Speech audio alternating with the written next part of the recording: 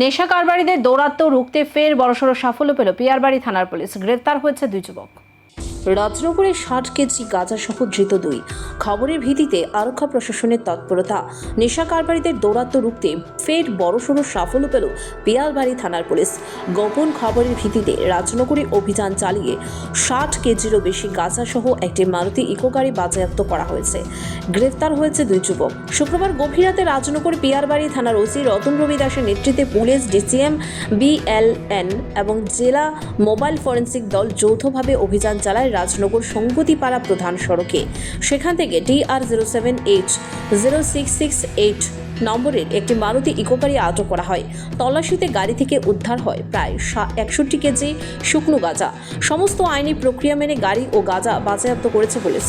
রাজনগর পিয়ারবাড়ি থানার ওসি জানান, গোপন সূত্রে আমরা খবর পাই হেতালিয়াথি এলাকা থেকে TR07H0668 এই নম্বরের একটি ইকো গাড়িতে গাঁজা আসছে রাজনগর নিহারনগরের উদ্দেশ্যে। সেই মূলে অভিযান চালাই 60.670 কেজি গাঁজা উদ্ধার হয়েছে। দুজনকে গ্রেফতার করা হয়েছে। এনডিপিএস আইনে মামলা নিয়ে তদন্ত চলছে। জানা যায়, গ্রেফতার হওয়া দুজন হলেন সিপাহীজলা জেলার যাত্রাপুর থানার ঢালাবাড়ি এলাকার বাসিন্দা বিশ্বমণি ত্রিপুরা ও অমিত ত্রিপুরা। পিয়ারবাড়ি থানায় 15/2026 নম্বর মামলা রুজু হয়েছে। এই চক্রের সঙ্গে আরও কারা জড়িত তা খতিয়ে দেখছে পুলিশ।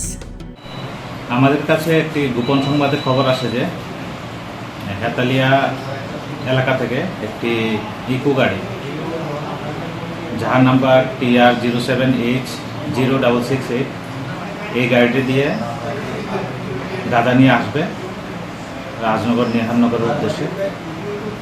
তখন আমরা এই খবরের ভিত্তিতে সাথে সাথে আমরা এক্সিকিউটিভ ম্যাজিস্ট্রেট, ফরেন্সিক টিম এবং আমরা একটি অ্যাডভান্স পার্টি হেতালিয়া রোডে মোতায়েন করি। ওই মোতাবেক একটি গাড়ি